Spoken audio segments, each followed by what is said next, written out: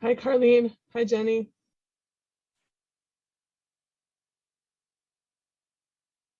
Can you hear me okay? Yes. Okay.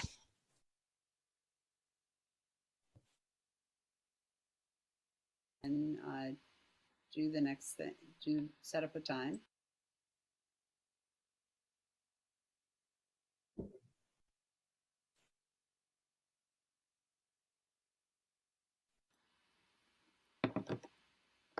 Hi, everybody. Hi, Carlene.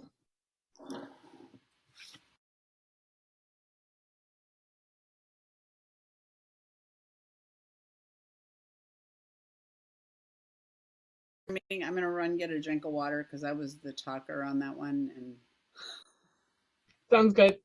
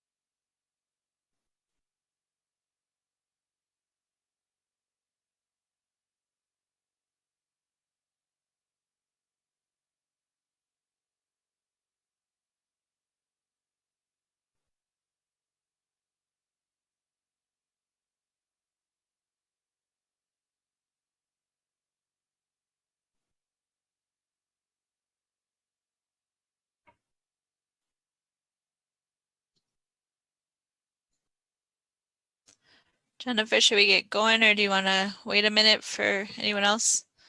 Laura should be coming. Kyle's going to be a few minutes late and Carrie can't make it tonight. So I don't know if we want to wait another minute for Laura and then we can get started. Sounds good. Here she is.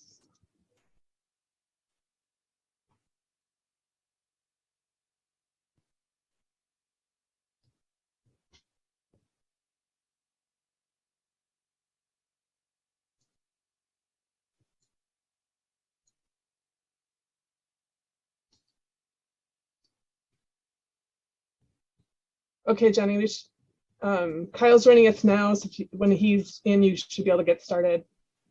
Perfect. Okay, so it is 5:02 and I'm going to call the library board meeting to order. Could I have a roll call, please? Sure. Nelson, Here. Shuda, Stata, Here. Bergstrom, Here. Becken, here, Goplin, and Severson. And Gaplin and Severson are both here. I didn't hear either of them, but they are both here. Okay. I will vouch for that. I see the pictures. I need a motion to adopt the agenda or amend it if you need to. Stata will move to adopt the agenda as presented. Can I have a second? Bergstrom will second. All in favor, say aye. Aye. Aye. Okay, thank you. Thanks, Kyle. Hello. Next is community input. Is there anybody on that has anything to join to talk with us about for today? It does not look like we have anybody else here. I just want to comment that we added some language to the community input part of the agenda to match the language that the village board is now using on their agendas to ensure the public input section is clear for people that do wish to comment. Perfect. So if anybody joins us, we can always go back, but for now we will keep going. I need a motion to approve the meeting minutes from June 16th. I can move to do that. Carleen Beshan. Thank you. Is there a second? Second by Steda. Okay, all in favor say aye. Aye. Aye. Aye. Opposed? Okay. Thank you. Next is a review and payment of bills and review and accept financial reports. Can I have a motion for that?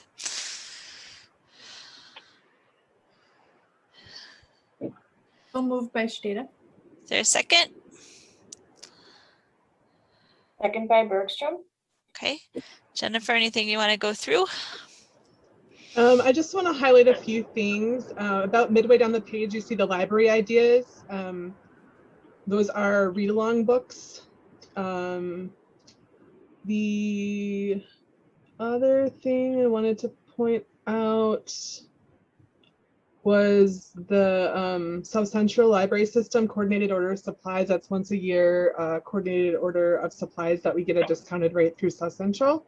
We've also, you see a number of newspaper subscriptions on here. We did suspend those temporarily when we were closed to the public, except for the Oregon Observer, to make sure we were supporting that paper and making that available to people. But we did renew those now and do have all of those available. There was some cost savings by suspending those when we did not need them.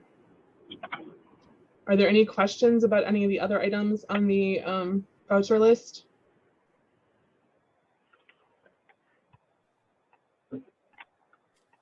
Nope. Anything on the financial report you want to go through?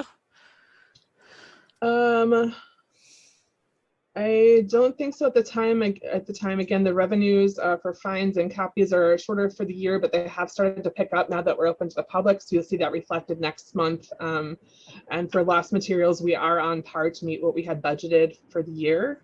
We have received all of our library county reimbursements for the year, which is great.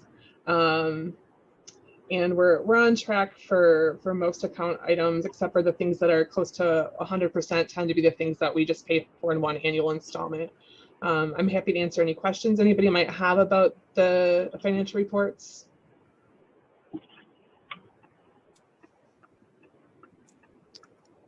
Any questions or concerns? Okay, all in favor of approval, say aye. Aye. Aye. Opposed?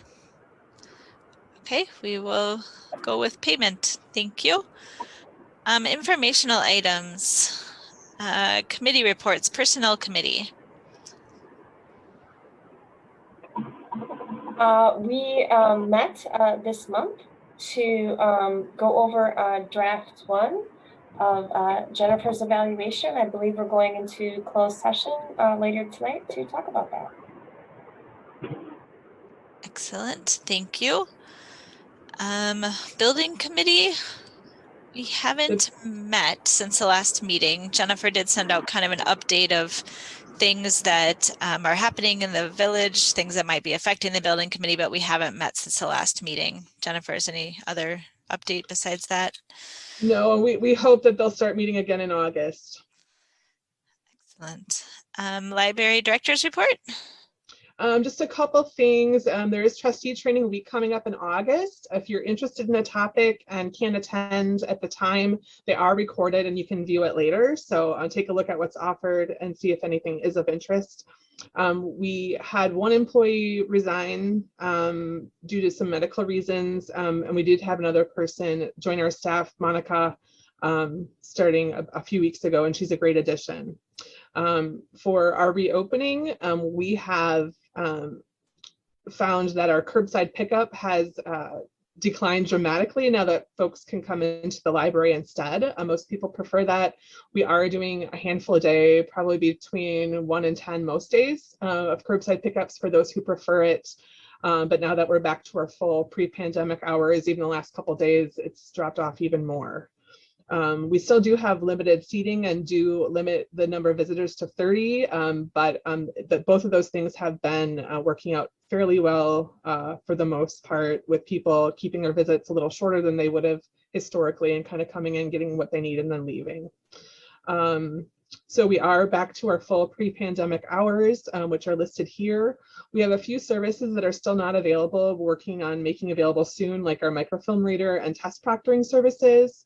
But the seating in the meeting room reservations will probably be the last things that we offer. We do have limited seating right now, but just to bring back all the seating that we had before will be a little bit longer, just because we need to shuffle workspaces as well.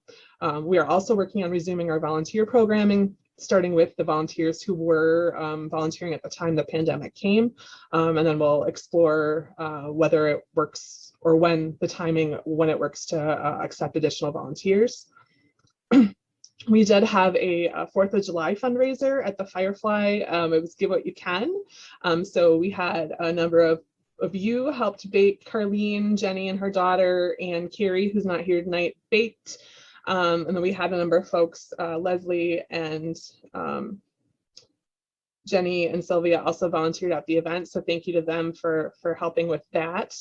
I don't know if anybody there wants to share anything about that. Only that it was a super pleasant experience. People were very generous and kind, and the bakers, they did an amazing job. The stuff looked really good. Yeah, people were excited to have coffee and give money to the library, so I guess you can't be mad about that, right? And I think we only had one person who heard the words "Fireflies" close out of my mouth and turned and walked away before I even said anything else. But otherwise, people are really excited to be there. A couple of partnerships we've got going on. Kira, our adult services librarian, met with the new food pantry director to see how we can work together and to build a relationship with the new director there. And then Kelly works with the Oregon Nature Alliance to have some story walks in Keller Alpine Meadows Park over the 4th of July weekend. She's going to be working with them on a lot of the holiday weekends for the rest of the year. She's also doing story time in the park, which she did last Saturday, and then we'll do again in August. And then we do have a list of our July programs in your packet if you're interested. Jenny, is it okay if I go into the youth services report? It's the next thing on the list. Yeah, go ahead. So I asked Kelly just to share a little bit about the summer reading program. So this is the second year where people can use an app to participate in the summer reading program, which is a little bit different. That we do still have paper available for those who prefer that way or just don't have convenient access to technology.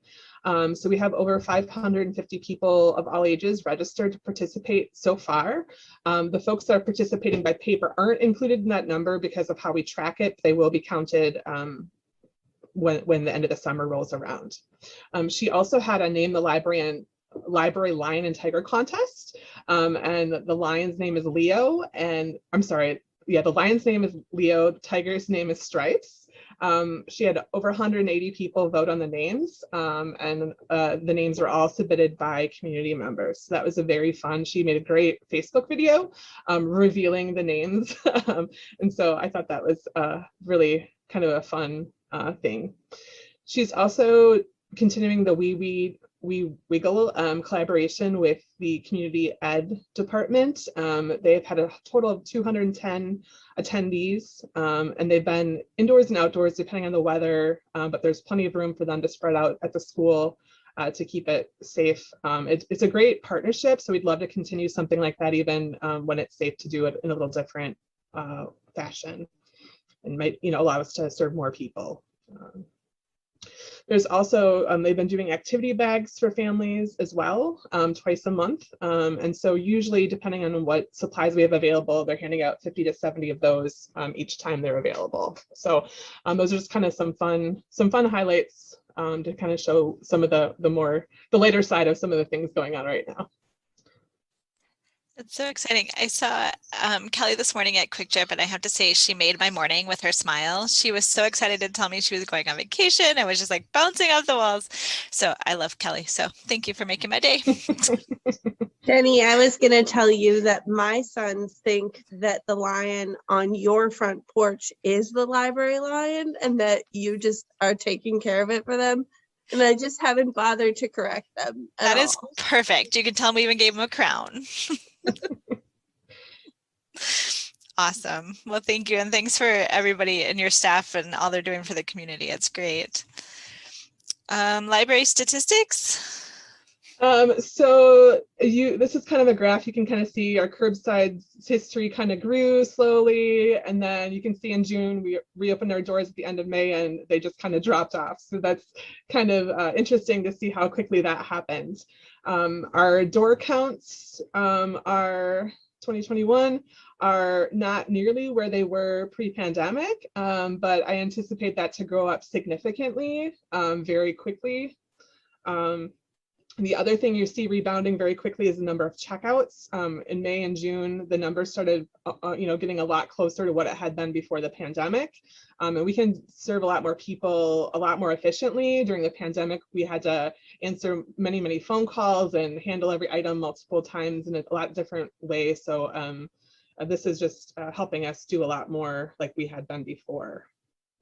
You can also see that we're almost back to where we were before the pandemic in terms of the number of holds that we're filling. And again, I expect that to go up even more. It did go down a little bit, and I think that's just because people are choosing to choose materials in the library instead of requesting them in the catalog. They just come in and get what they need. So that is probably the reason for the decline in holds there. Our Wi-Fi use is still very strong, and we have outside Wi-Fi access as well. So we have picnic tables outside, and some people, will come and use their Wi-Fi from their vehicles when we're not open. So that number is also significantly higher than before the pandemic. Our public use computer use is probably the lowest number because we have all the computers together. We are socially distancing our users. And so we can, I think, accommodate 3 or maybe 4, depending on if there's anybody's from the same household right now. And so that's a little bit of a challenge to make that more available. And I think that's partially the reason why we're seeing more wireless uses, a lot of people using that might not have before. Our in-person services too, the reference questions are kind of bouncing back. It's just easier to help people in person than over the phone. And then our library card numbers have just, you can see the blue, it's, almost quadrupled over what it was before now that people can come into the library. So those are great to see things rebound. The other interesting thing is the things that people could download themselves on their device has decreased a little bit over what it was last year at this time, but it's still much higher than it was the previous 2 years. So I think that'll stick around, but some folks are just happy to be back and get an actual book in their hands too. So that's what I have for statistics. Excellent. Village board announcements. Carlene, do you have anything important you'd like to share with us? Actually, this is not directly from the village board. This is from my position on the Council on Aging, and it's as it relates to parking at the new library. And I just want to make sure that everybody I'm not in the building committee, so I want to make sure that this group hears. There's a lot of concern on the part of seniors about enough parking, and there's enough parking that is in the parking lot adjacent to the building. The seniors are very concerned about, in the wintertime, having to park down the block and walk up sidewalks that are not necessarily cleared, and having to cross the street with walkers or those kinds of things. So I just want to make sure that this body knows that that's a concern for them as well as for children crossing the street and those kinds of things. I think otherwise, the only thing that really affects this group was already dealt with at the beginning with public comment, and just having that be the same. Jenny, you've been in all those meetings. Is there anything that you heard that you feel like I should be saying more about? I don't think so. I think you covered it pretty well. Yeah, I learned in the Council on Aging that I didn't really know what they wanted to hear. So if there are things that questions that you have, feel free to ask, because I just don't know what you necessarily want to know. Thank you, Carlene. School district announcements? Sure. I think now probably our biggest thing is that we have over 1,800 students enrolled in summer school. So it's exciting. And actually, as big as that number is, it's still down a little bit from pre-pandemic times. But the kids are having a great time. And, that's what we want. Our summer school is not a focus on remediation.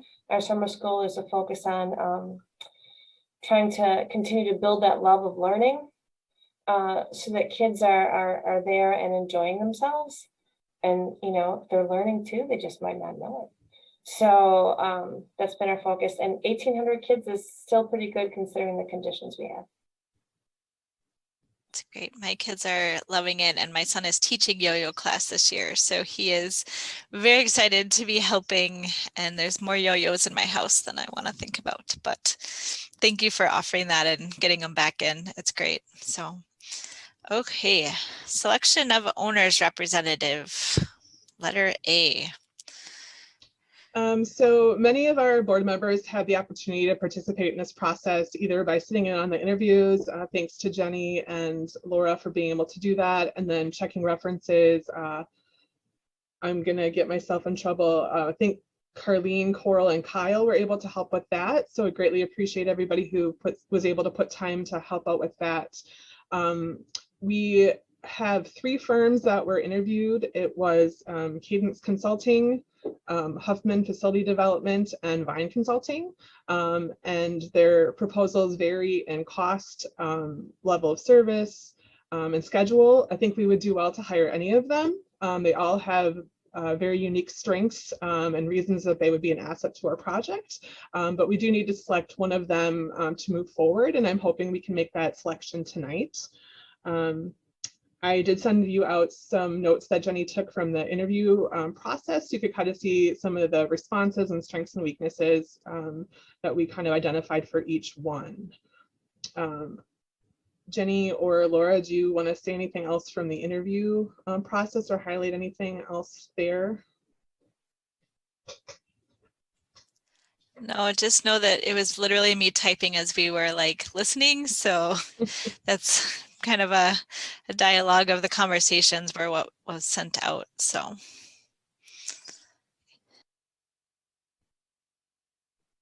Jennifer, what do you think the best way for selecting is? Does anybody have any questions for us or things that they wanted clarified based on the information that was sent out?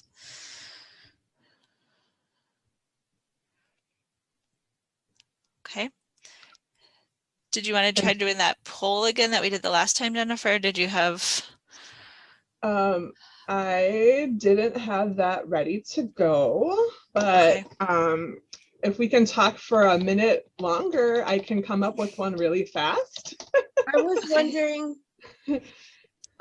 so I got to speak to 2 out of the 3 village administrators. I apologize. I tried a bunch of times for the 3rd one. And I was wondering, did we, one of them had like kind of a concerning remark when I was doing the, this is me, I'm able to speak real words, even though it is after 5 p.m. One of them, he made a note that while the person who we were directly interviewing with was great, he had had a less than amazing experience with a different person at the same firm. And I'm wondering if we have any information on and now I'm trying to find my notes, which are in Jennifer's forms, but I believe it was the one that started with an H. Yes. So I should also say that after the interview process, the people that participated in the interview felt that the top 2 firms were Cadence and Vine. And Right. the firm you're discussing was not one of those top 2 based on the interview process. Okay. I don't know if Jenny or Laura want to add anything to that, but that would alleviate that concern you're sharing there. Yes. I do have a link that I can put in the chat for voting. But I just want to make sure people have a chance to ask any questions they might have before we do that. Yeah, Carlene. I just wanted to add that I also was checking references, and when I was talking with Pete Vogel, who is the CEO of Vogel Brothers Construction and had dealt quite a bit with Jeff Vine, so he gave mostly 4s in the 4 out of 5. And he's married to a teacher who I've worked with for years. And he said, so this is a rubric, right? And so there's always room for improvement. So you should know that I think Jeff Vine is really fabulous and I love working with him, but I don't give anybody 5s. And so he gave 4s on all but 1, which he did give a 5 on, and just had, just really good, everybody had really good things to say about the people that I talked with. I didn't fill out the form actually on one of them, and that's probably indicated on the form itself because I was never able to talk directly to the reference. He and I had a lot of phone tag, and so I just sent him the form and said, could you please complete this because I don't feel confident doing that. And so he completed that, and his name will be the person on that form. And to recap pricing, of the 2 that the interviewers selected as the top 2, Cadence was the more expensive of the 2 by about 45,000. I'm not looking at my notes, so I'm rounding there. But neither of those 2 firms includes the cost estimating. Cadence did provide costs for that service through a partnership that they have. Vine did not provide information about that in their proposal, so that would be above and beyond their proposal cost.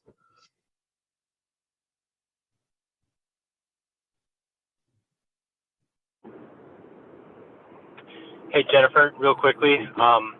I'm driving, so if you send out the survey, I cannot participate in that, but I called all of, the references. Each of them was glowing. So I don't think that really provided much of a differentiation.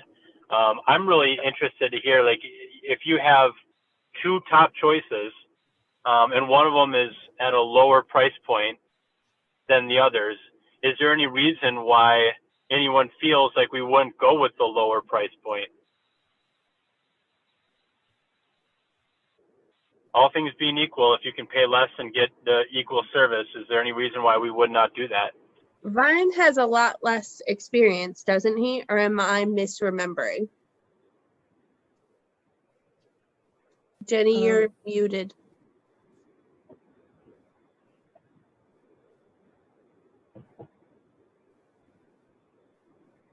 Sorry. Cadence is the less experienced. Vine is the one that did the Wanakee library.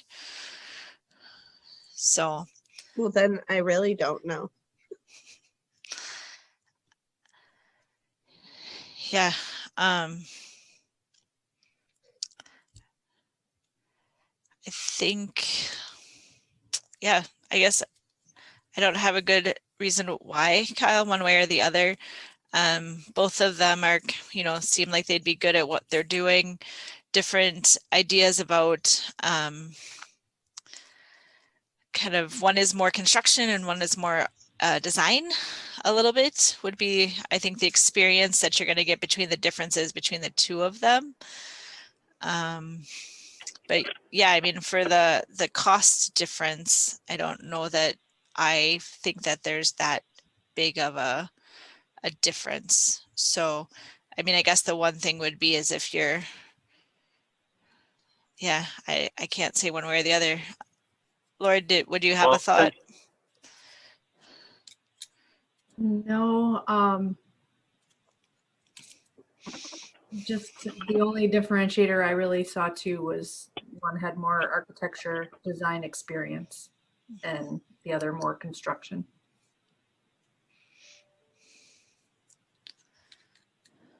One thing that kind of stood out to me about Vine that Pete talked about a lot was just his ability to really engage with all stakeholders and to help to represent the library board's interests, especially when things in Wanakee got contentious about some various issues.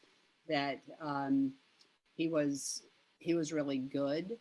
But other than that, I don't know about the differences in experience architecturally versus construction.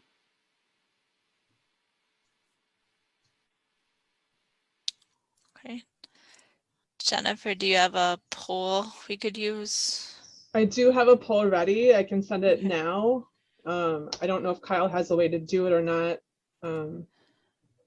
but we will. Jennifer, see. you can mark me down for one of the two that you guys agreed was, better than the third, that had the lesser price point. If there's no good valid reasons to go a different direction, then that one seems like the logical choice.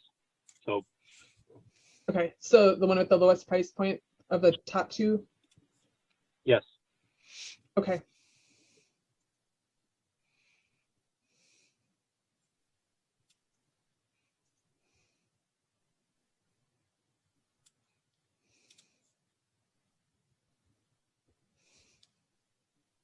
Okay, I've got 5 responses. I think we have one person. Oh, One, me, 2, sorry. 3, 4, 5.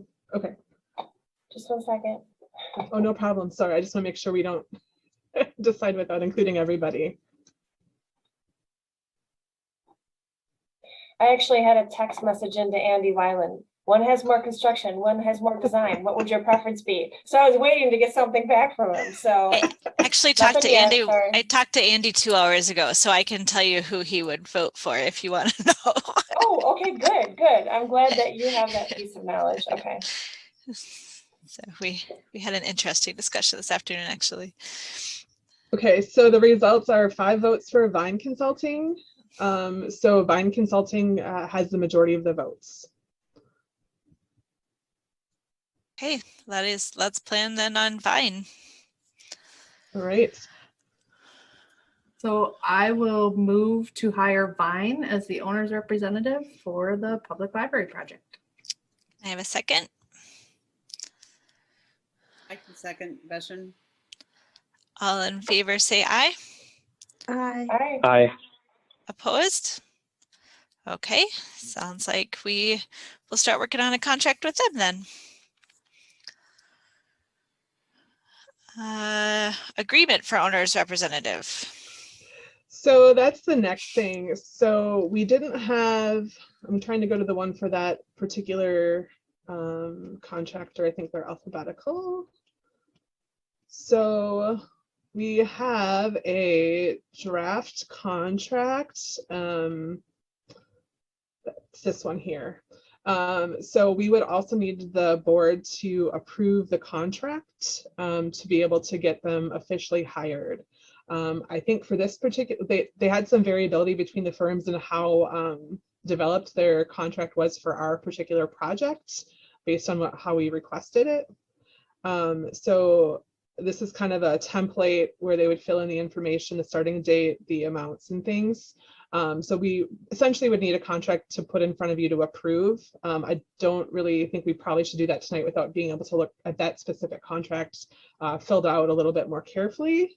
I'm wondering 2 particular things. If we could, if you would be amenable to scheduling a special meeting just for the purposes of approving the contract. And then what we'd like the contract start date to be, which I'm assuming would be immediately after it's approved, unless this board has a different direction they'd like to provide on that. If anybody had feedback on the contract too, we could talk about anything that people saw for that particular vendor as well. But it looks like this one is actually pretty close to what it would be finalized. So there might not actually be any changes. They have the amount already filled in, dates and things. The dates would need to be updated. That's the only thing I could see. Do we need to have the village lawyer look at this just to make sure we're not giving away something, or even Carrie? I don't know if this is the type of law that she does, but she might want to take a quick look at it too, just to make sure that we're not missing something. But I think if people are willing to have a quick special meeting to approve it, that would be great. If you guys are okay with that, we can schedule that. Do you think later next week or the week after, we could have next week to let the lawyers kind of maybe look through it a little bit, and then the week after have our meeting? Or so if we could get, since we have everybody here, if we get maybe a tentative date, maybe a backup date, just so that I could let you know, depending on how long it'll take the lawyer to turn it around and if there's any changes beyond the date. I think this one we might be able to get from the owner's rep tomorrow, since it's so fleshed out. Do we, my goal is to get the architect contract approved by the village for the village board meetings in August, which the dates of which are August 2nd and August 16th. So I personally prefer a quicker turnaround if we can do it, but that might also not be achievable. So one option would be to try to meet next Wednesday, but I'm not sure if that's feasible schedule-wise for you and just the turnaround time. Otherwise, we could do something the following week. Any preferences for folks? I can make any evening work. You know, maybe it's better if I talk to the owner's rep tomorrow and the lawyer tomorrow morning, and then send out a doodle poll, just so that we're not moving things around on you guys to keep things simple. Would that work for folks? I think that would be great. I just don't foresee a lot of changes from what's already here, so I think we are pretty close. Yeah, and it looks like a pretty standard agreement just from looking at it before, but I would just want to make sure that people are with a little more legal savvy are looking at it as well. Sometimes there's some words that mean one thing in a different way, so. Yeah, just an FYI, my schedule is pretty booked up, except for Tuesday and Friday of next week, and then Monday of the following week. Yeah. So we could schedule with, you know, even if we had 5 or 6 members for this particular thing, we just would want to make sure we get any feedback that you all have on the contract. So if anybody looks at this and has any concerns or questions, in addition to what we asked the attorney to provide, please do share. We'll try to schedule a date that works for as many people as possible, but on short notice, it may not be possible to accommodate everybody.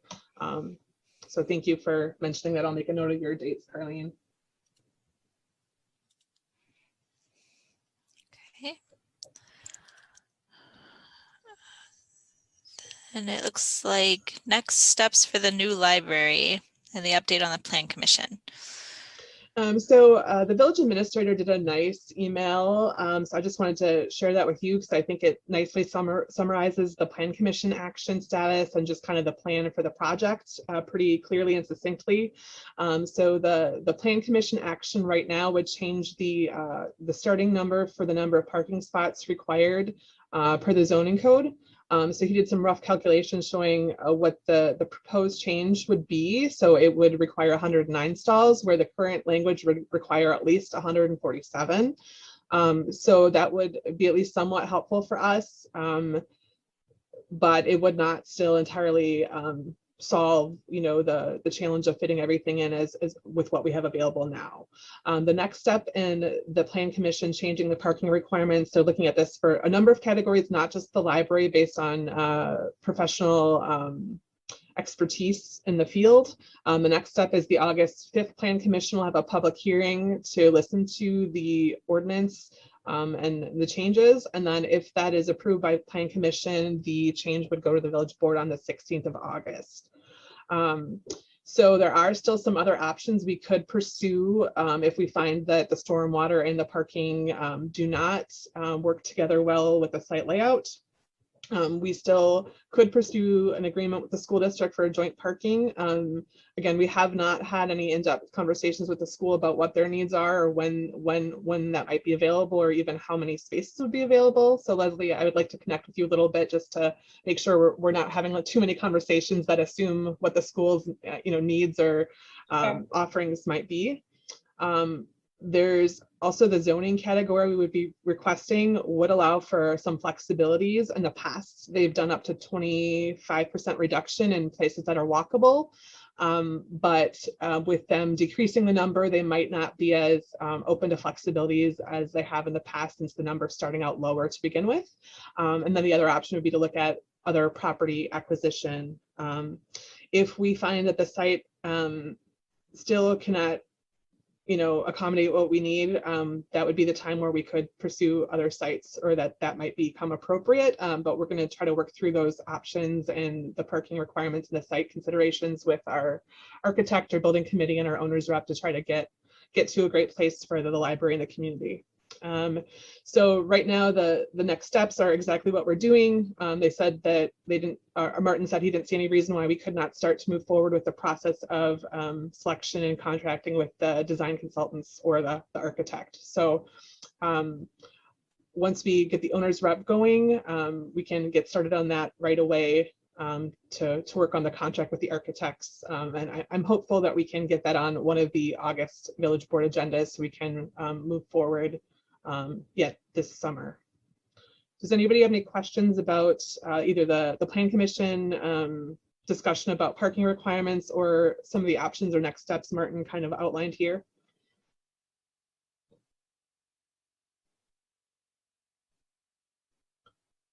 And he's been great. He did offer to come to this meeting tonight. I said we didn't need him at this point, but if we get to any discussions where his expertise or perspective or just being part of the conversation are useful, he's happy to come. So, let me know if we get to a point where you feel that's helpful to this group. Jennifer, just a quick question on the next steps. Yes. So hiring of a owner's representative, we would want them to help us to either negotiate or make sure the terms of the architect agreement are satisfactory. Is that right? Yes, and the owner's rep we selected did work with OPN on the Winnicke project, so they have already familiar with the terms negotiated there and the rates and services. So I think they'll have some valuable suggestions for us as part of the contract negotiation. I think OPN probably already has a contract ready to go. I'm meeting with them tomorrow to update them. So I'm guessing we can get something from them very quickly. It's just a matter of the back and forth. The village has very thoughtful lawyers. And so sometimes there's some conversation that needs to take place to get things where we need them to be. Does that answer your question, Kyle, or did I take it in the wrong direction? No, I think it does. I just want to make sure, since they're going to participate in that next step, that we have time built into our process. I know you mentioned, I'm just thinking about the 2 dates in August that you're hoping to get the architect agreement in front of the village for approval. Just make sure that we have time to validate that, negotiate so that it's a friendly contract. OPN's contract, let's be honest, it's going to be friendly to OPN. So, there might be a little bit of back and forth, and especially working with somebody who's worked with them in the past, they may know where to, push on different elements. So, yeah, I apologize, Kyle. I kind of want to start with that as a goal, knowing that we do need to be flexible to make sure we get the best terms and the best projects. So, I'd rather get it right than be pushy, but at least to have that time frame and see if we can, use that as a framework to start from for deadlines. A lot of times, the most priority gets done for firms. And so if we can, make the deadline a certain date, that'll help us get those documents sooner rather than later. Perfect. Yeah, I totally agree with that strategy. Just want to make sure we had thought about that from a timelines perspective, since I didn't see it on the sheet. And we did talk a little bit during some of the interviews too about, how this is, the first thing they're going to help us to do right away was hire the architect. So they had an idea going in that this would be done right away. So. And I guess we're assuming at that point that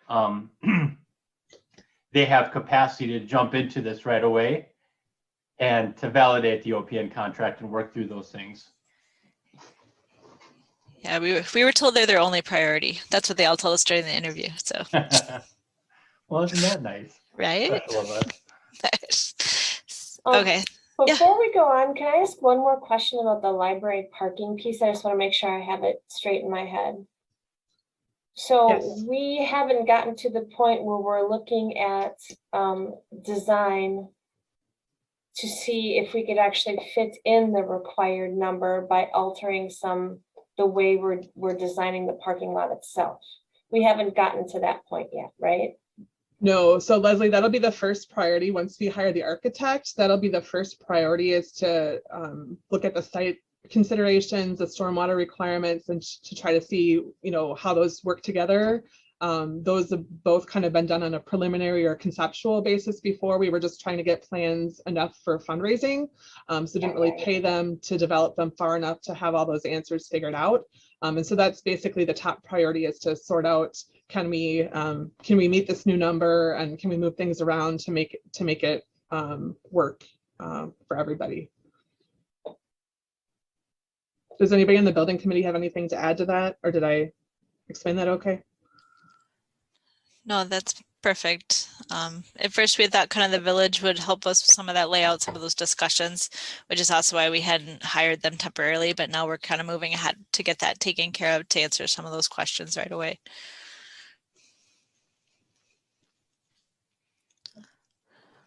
Thank you.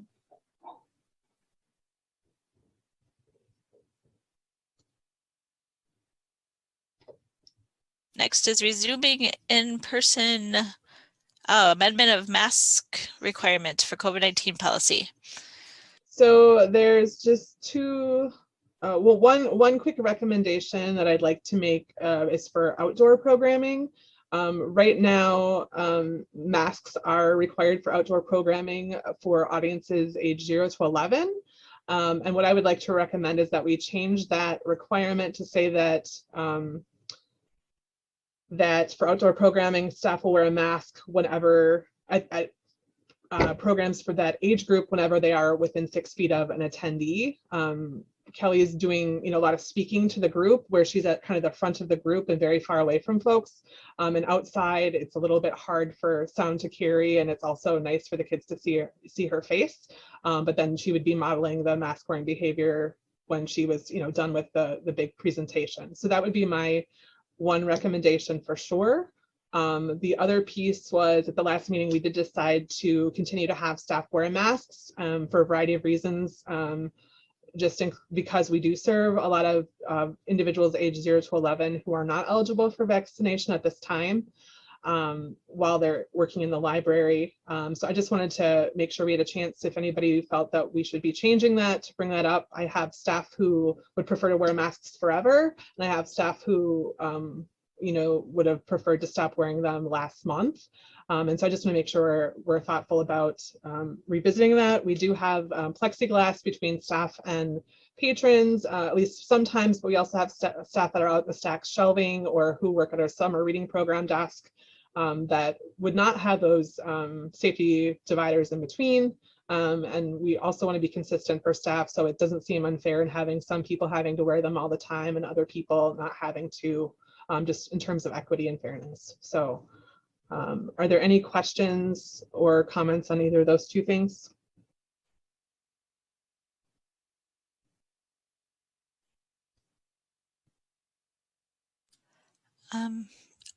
I like the idea of your change for the outdoor masks. If that'll help them run the program better, being outside seems like an okay way, and then being able to do it when they're close. So I would like to make a motion to change the outdoor mask requirement per the recommended change Is there a second? Would somebody second that? I will second it. That's Goplin. Okay. Any discussion or questions, thoughts? All in favor, say aye. Aye. Aye. I, I think for now, I would be okay leaving the indoor mask requirement just to make sure that everybody is having kind of the same policies. I know it's not the greatest. I do it every day at the hospital. And so, but it's for everybody's, younger people's safety and some of the sick safety. So I'm okay with that. Does anyone have other thoughts? We can address when maybe the vaccine, I don't know. Kyle, looks like you have a thought. I wasn't going to say anything, but what I am thinking is that right now I'm hesitant to remove too much of mask mandates just because there's variants and other challenges that are I think they're going to affect the school year. I think they're going to affect a lot of things that unfortunately others don't really feel like it's going to affect. So I'd be conservative on keeping those for now. That sounds good. Next would be resuming in-person meetings. So I don't know if Carleen wants to chime in at all about the village board or at all, but the village has resumed in-person meetings for all the village board and their related committees. And we'll be doing exclusively in-person meetings for the time being, though they are looking at hybrid options when that makes sense for them and their space. I put some information in the packet about that. And so it seems like their feeling is kind of that in-person meetings should return as soon as it's kind of deemed safe or responsible. So I don't know if folks have any preferences about continuing virtually versus switching to in-person and what the time frame for that would be. For us, it's a little bit more challenging because historically we met in the library meeting room space, which is still being used for staff workspace, which we need very badly. And so at some point we may be taking that away, but we're not there yet. So if we did choose to meet in person, we would need to find another space. We could use the Village Hall boardroom, but that is a little bit, it's again, a little bit less convenient meeting at a third site, but we certainly could do that. So I guess I'd be open to feedback for how you'd like to proceed with the August meeting. I think Carleen, I don't know if Carleen has, I know Carleen's out of town part of August and that could affect her attendance, and it is our budget discussion. So it might be nice to make sure that we can include as many board members as possible. So I'm gonna stop talking now. Yeah, I can just comment that I actually brought up the hybrid thing with the village board because I knew I was going to be gone for an extended period. And there are all kinds of reasons why they can't really accommodate a hybrid type meeting. I am of the belief that whatever works for the most people should be the thing that we do. And as long as we are making sure that the public can participate virtually, that we're still abiding by open meetings. So I can do either, but if I'm out of town, so I'm leaving July 9th, 29th, I'm sorry, and I won't be back till September 9th. Only part of that is vacation. The rest of the time I'll be working, but I'll be working remotely, which is what I do anyway. So I guess if you want to return to hybrid meetings, I would, or to in-person meetings, I would love it to have a way that I could participate in a hybrid kind of setting. So, so our next meeting is August 11th, and it would be very, if we would be using the Village Hall space or needing to find a third space, it would be very difficult for us to have a hybrid option since they have those challenges with their space that we would probably be using. So if we want everybody to participate in August, we could easily do virtual and then revisit it, or set a date in the future to revisit it. I think as Carleen is the village board rep, would be good to have her at that budget meeting if at all possible. But I'll leave it up to you guys to see what you'd prefer. So, I mean, since I'm going to be kind of like personal and take myself, but I'll be in Nashville during that day too. So if we could do virtual, I can call in and then we could, go through that meeting. So if everybody's okay, I'd like to leave August virtual. It allows a lot of flexibility for a lot of people that I know are super busy people. Then you don't have to worry about trying to get somewhere, at least for the next month. We can maybe readjust and try for September, but for August, if it's okay, I'd like to leave it virtual. I would support that as well. And I also have my personal situations have changed a lot, and I will need flexibility because of the kids being with me more frequently. So as long as we are comfortable with my small children potentially attending with me, then I think we're fine. Going back to in person, just to be clear.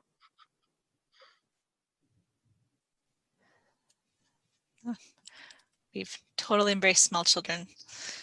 I can bring mine along to watch yours. It'll be good. Sounds good. So let's for now plan for August to be virtual.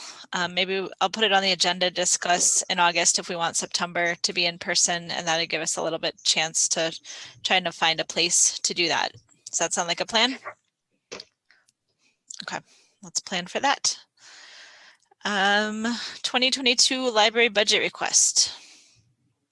So you see the memo from the village administrator Martin in the packet about the budget process. And so it's pretty similar to last year. The one thing that the library had done last year, or since I started, was to have a joint meeting with the village board in August as kind of a second touch point about our budget. I brought that point up to see whether he and Lisa would like, the finance director would like to continue to do that this year, and I have not heard back.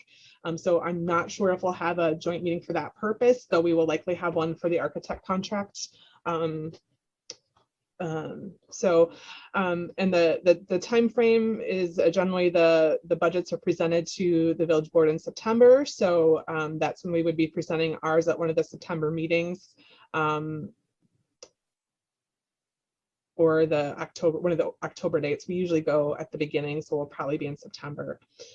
So to submit our budget request, we need to finalize our budget by the end of our August 11th meeting because the requests are due that Friday. So that's our time frame. I kind of highlighted some of the budget situations this year that are a little different. So one of them is decreased county revenue. So county revenue is very interesting because it's based on use 2 years prior, because that's the last full year that the data is available. So for 2022, the money we're getting is based on the usage in 2020 because 2021 isn't done yet. And so 2020 was the year that we were closed for 9.5 months. And so that county reimbursement is for services we provide to people that live outside of the village of Oregon in an adjacent county. And it's through the county library tax. And so a lot of those folks, instead of coming to our library, were staying home. We're not going to work or not commuting. So we had lower use. It's a really complicated formula based on our expenses and based on use. So we had lower use, so the rate of reimbursement per use went up, but nevertheless, it results in lower $5,000 less funding for 2022. It is really logical to think that while we had lower expenses, so that should be fine, but the challenge is that delay in years. So we did have lower expenses in 2022, and we saved money and kept that money, which at the end of the year went into the fund balance for the library. So there was cost savings, but then it's not built into the budget process the same way. So we can't, it's not village practice to just use fund balance towards the operating budget. So ideally we'd say, oh, well, we saved that $5,000 because we had lower costs. Let's just fill that gap. And that's not exactly how it works. So that's kind of a challenge there. Does anybody have any questions about that county reimbursement or why that's confusing? I guess I don't have a question so much about the county, but wondering about any of the ARPA money that's coming and if any of that has been allocated for libraries. It seemed to me that there was some mention of that in a village board meeting as one of the possibilities. I know that they haven't designated those funds yet, but wondering if that might be a possibility. There's ARPA funds are being given to libraries through the Department of Public Instruction, and they are not sure yet what categories they are using to fund them. I just filled out a survey earlier this week, and a lot of them were technology related. So a lot of the uses are technology related. The funding will be available from July 1st through June 30th of 2022, so over the next year or so, but they have not yet released, you know, the funding categories that they've finalized yet. They haven't even finalized the funding categories yet, and so most likely they'll have a selection of eligible purposes that will be able to be considered for, and those will probably be split amongst libraries, you know, a certain amount for a certain purpose. There were things like meeting room software and wireless access points, some of which we already have, were some of the ideas, but you know, some of those ideas might be thrown out and there might be new ideas thrown in. So I'm not sure ARPA is going to really help with our budget. It might be more of allowing us to do something that we wouldn't otherwise have been able to do. Thank you. So the other piece of the budget is if we do wish to get rid of library fines, that's a significant revenue cut as well. And so the current budget amount for that is $8,400. We're lucky that the Dane County reimbursement is going to be staying at the same for 2022 as it was for this year. So that's great. There might be a rebound for the interest income because of new banking agreement. And so there's some revenue that might go up a little bit, but for the most part, this is the first year where we've really had we could potentially have a major revenue decrease if we choose to get rid of fines. And it's unfortunate that would hit the same year as that decreased county revenue would be hitting. It's just really unfortunate timing, especially because we did have that cost savings. Some of the other highlights I want to say is right now the village is recommending departments, they provided a 2% increase as a starting point for departments to form their budgets around. That's subject to change. And usually we try to stick with what other village departments do. We did make some significant wage adjustments over the past 2 years to make sure our staff were being compensated appropriately. Health insurance is currently estimated at 6%, which we're hoping is a generous estimate, but you never know with that. We really tried to keep all the other expenses basically to whatever minimum increase we could. Personnel costs are our highest part of the budget, and so that's kind of a driving factor along with those revenue cuts. We did try to find a few places like phone service where there's potential cost savings due to the new phone system that the village coordinated. So we did try to reflect that in the budget and try to show that we are trying to pay attention to those cost saving opportunities that don't affect services. The other thing that I would really like to include in our request is part of our staffing plan that we had put together before I started, and we have continued to make sure we're increasing our staffing levels to what it needs to be for the new library. Our staffing levels are in the county for libraries of our size are kind of towards the lower end relative to where we fall. But part of that is because we don't have space to put more staff. And so it's been limited by just workspaces, which has been kind of challenging during the pandemic.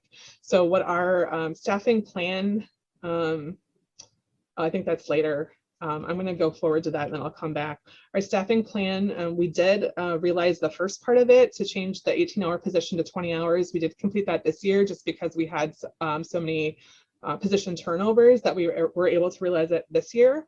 But the other piece we had planned for 2022 was adding a 20-hour circulation position, which I feel is really important, even if we didn't have a new library. I think that would be really valuable to us as we plan The other pieces that say by open were lower priority, and at the next meeting I can kind of present an updated plan for that. Those were based on us opening a new library in 2022 or 2023, which we know is not going to happen at this point.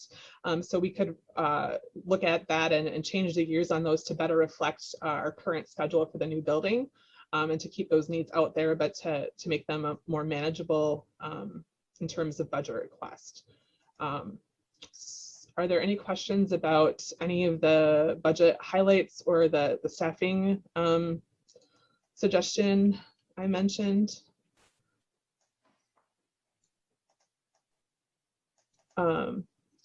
I also want to point out that you see some of the percentages for like the operations for salaries is at 1.4, even though we said that the 2% is what staff are getting.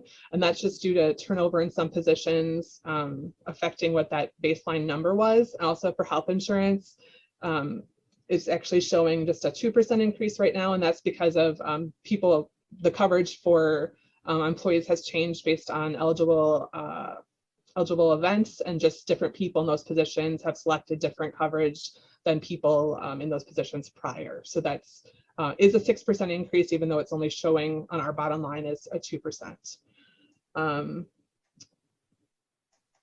We also, the supplies and maintenance, we've because of the number of position vacancies, we're way over budget for advertisements of employment vacancies.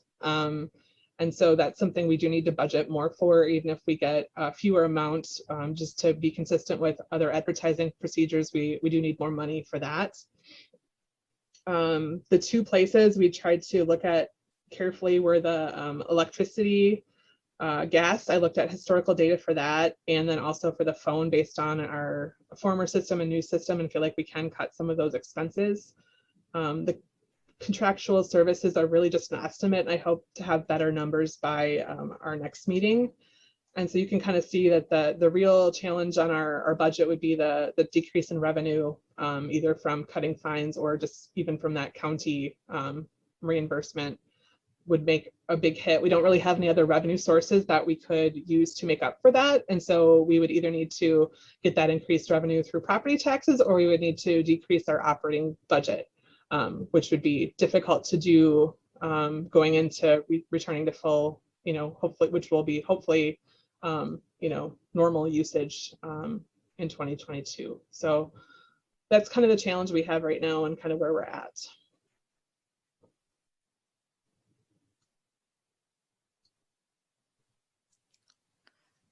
Thank you for putting all that together, and with the description, it really helps understand kind of what's going on. Does anybody have questions or things we want to talk about now? Otherwise, we will talk in August.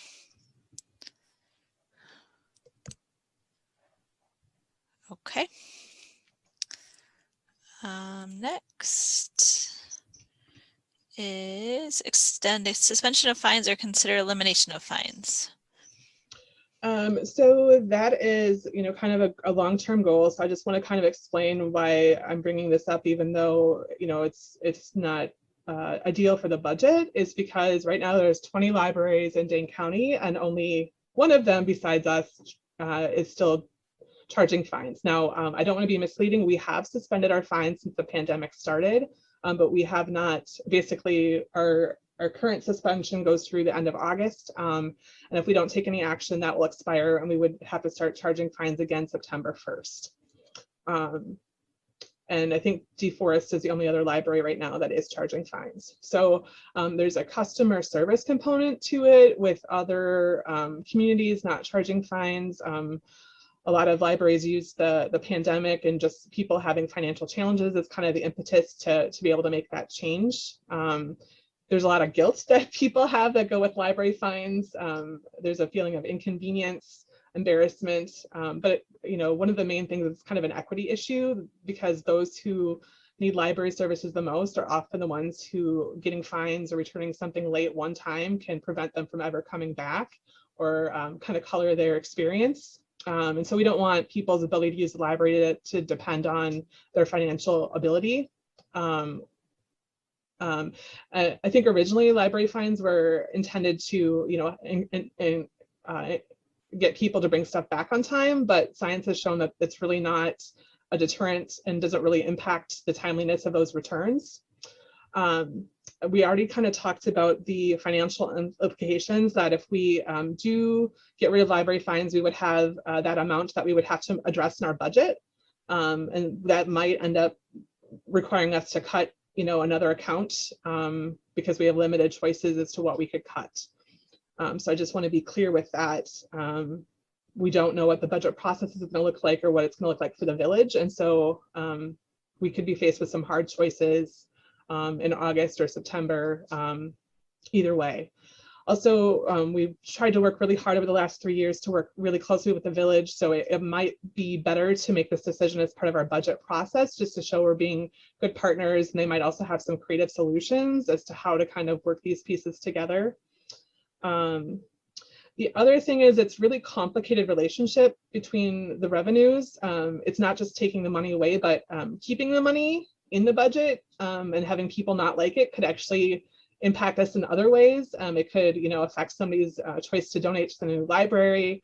It could affect their choice to use a different library. So if, we're charging and they live between us and McFarland, they might choose to go to McFarland instead, where they don't have to pay late fees. And then we would lose the revenue that we would get from their use historically in terms of the county revenue. So it could make our county revenue go down more next year.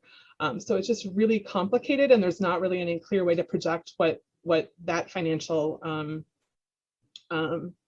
implication could be. But we have heard anecdotally that libraries that are surrounded by other communities that don't charge have had patrons that have chosen to frequent other communities' libraries that are fine-free for whatever reason. I kind of talked about the county revenue. Before the pandemic, we were fine-free for kids' materials. And then when in 2019, we expanded that to teen materials to try to make baby steps in that direction so that it would kind of minimize the impact on any one budget year. But we did charge fines for items categorized as adults. When we had to close due to the Safer at Home order, we were closed for quite a while entirely. We couldn't open till I think just before May. And then even then we had recommendations to quarantine items. So it was really difficult for people to return things. We had to close the book drop for a while. And so we, like many other libraries, got rid of fines because, it's hard to charge somebody for something you're not letting them return very easily. And then just knowing that so many people were going through just stress and mental health challenges and financial hardship with the pandemic. And even knowing what day of the week it was hard for a lot of us, So we've suspended fines. We have not charged late fees, or at least we've been collecting funds for old late fees when people choose to pay them, but we have not assigned any new late fees since the pandemic started. And also want to point out that there just has been, over the last probably 5 years, there's been a big trend in the profession because of equity to try to encourage libraries to get rid of fines, including the ALA saying that it's really a form of social inequality to charge fines that kind of prefer or prioritize people of a higher socioeconomic status. Staff time, a lot of staff time is also required to manage fines. At times, the time we spend in that is more than the cost. At times it's not. So it's not like we could say, well, we could just cut $8,000 worth of staff time. But we could certainly use that, that staff time more constructively and to further our goals a little bit better.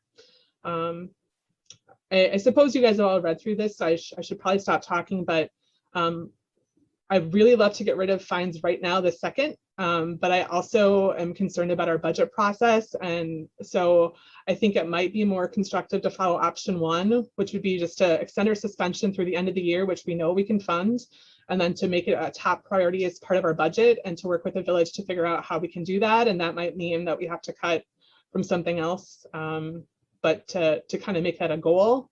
So I guess I would recommend option one here, but I'm open to suggestions for whatever you want to do as a board.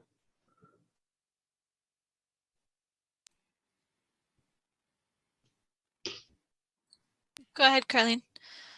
So I have some pretty strong feelings about this as an equity issue, and I can agree with option one, knowing that option two is the preference, to get rid of them permanently and to just try to work with the village and with patrons on ways to make up the difference, because this is an economic issue. It's an economic equity issue. It's a racial justice issue. There's so many ways that this is just such a disincentive for people to use the library. And, you know, if anything, we want to incentivize library use.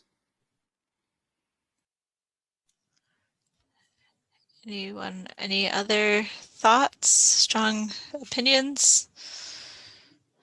I'll just No, say, I mean, we've been trying to pursue this the last 3 years. I think option one continues to like push us in the right direction, and I'm comfortable with that. Girl, Kyle? I'll just say it seems inevitable that we will eventually be fine free. And option number 2 just says, like, it states it, you know, like we're going to figure out a way to do it. Whereas option 1 just seems to continue to kick the can down the road to say, well, maybe we'll figure it out. I think number 2 is a statement. I don't know if we're willing to make that statement, but I don't see how we at any point stop our suspension, suspend our suspension. I don't see that actually happening either. So maybe it's just making a statement, going with option number 2, and now we have to figure out how to make it work in a budget.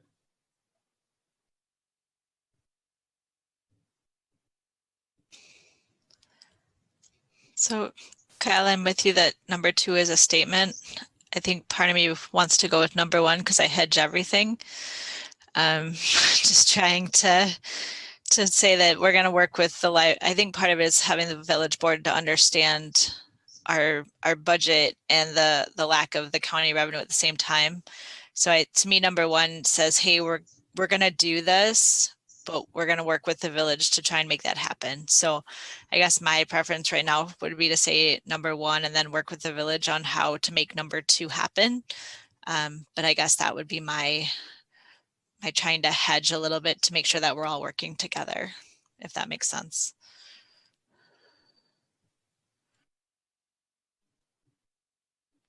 It just seems like it has to happen. So we're just picking the route forward that is most likely to be a collaborative route. Is that what you're thinking, Jenny? One where we could be working side by side with the village because we give them an opportunity to agree with the decision.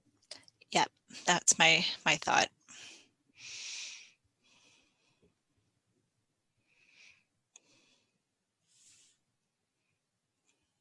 Any other thoughts, questions? Just an additional thought. In order to work with the village too, we might have to suspend fines in a tiered manner or something. And I feel as option 1 would give us that option to kind of help work with the village a little bit more flexibly. Thanks, Laura. Jennifer, do you need a motion for this, or is this just kind of to help guide us with our budget discussion next month? I would need a motion because if we don't do anything now, the suspension will expire and then we would be scheduled to start fines. So at a minimum, I would like to see a motion to suspend fines through the rest of the year at a minimum, which would, I think number 1 would reflect that and the desire to make it a priority. Certainly if you guys chose to do option 2, that would be fine as well. And it just kind of, we just would want to make sure the messaging to the village board is clear. I think that relationship is we just want to make sure we build on that relationship, whichever path we take forward. Okay. So I would like to make a motion to extend library fines through 2021 and to pursue eliminating library fines permanently, working with the village collaboratively to figure out how to do that with our budget. So that would be my motion. Jenny, just to clarify, you said to extend the suspension of library fines and not library fines, correct? Extension of yes. Okay. Yes. So many suspensions. I will second that motion. Okay. Any discussion? I guess my only question is how aware is either the village administrator or board members related to our desire to do this permanently and the impact it might have on the budget. Are they aware of any of that yet? I would say there's probably minimal awareness. The administrator just started 2 months ago.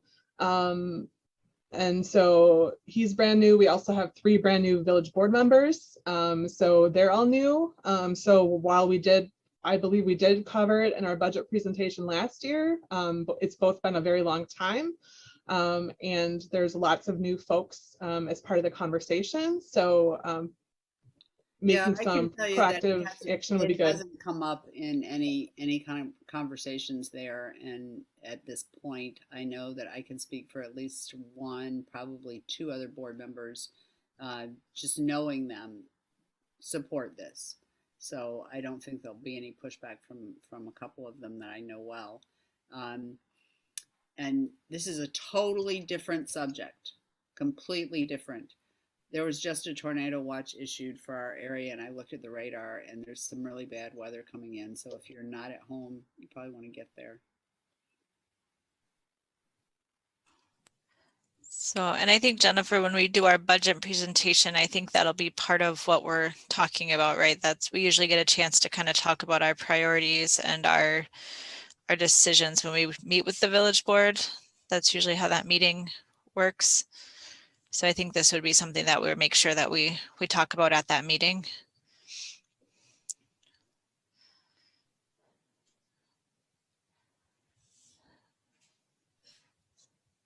Any other questions or discussion? Okay, all in favor say aye. Aye. Aye. Opposed? Aye. Kyle, thank you. You can go on record of wanting to eliminate fines permanently. Absolutely. I'm in favor of making a statement. Thank you.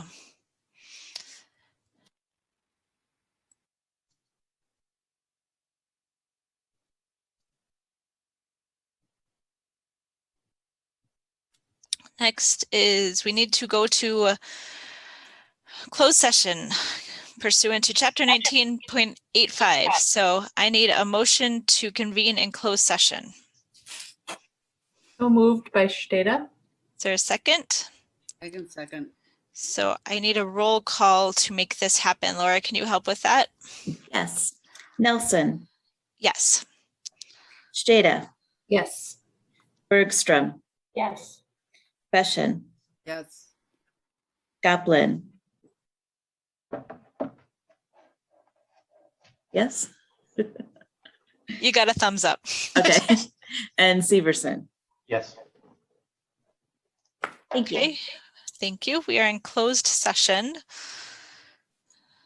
So OCA Media and Laura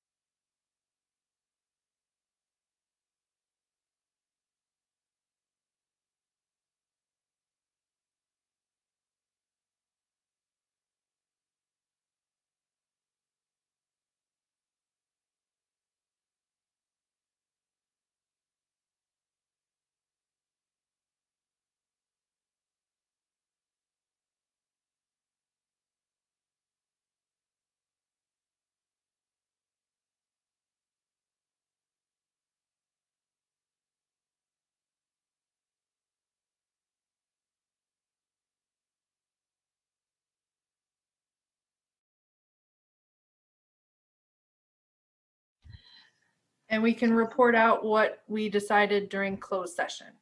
Yeah, so we approved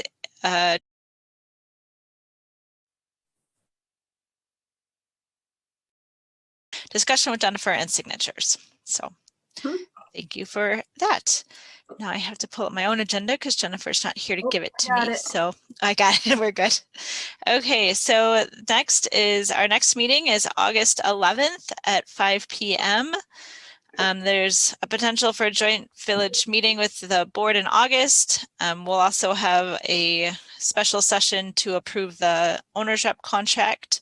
Are there any future agenda items anybody wants to add? Okay, then I need a motion to adjourn. So moved.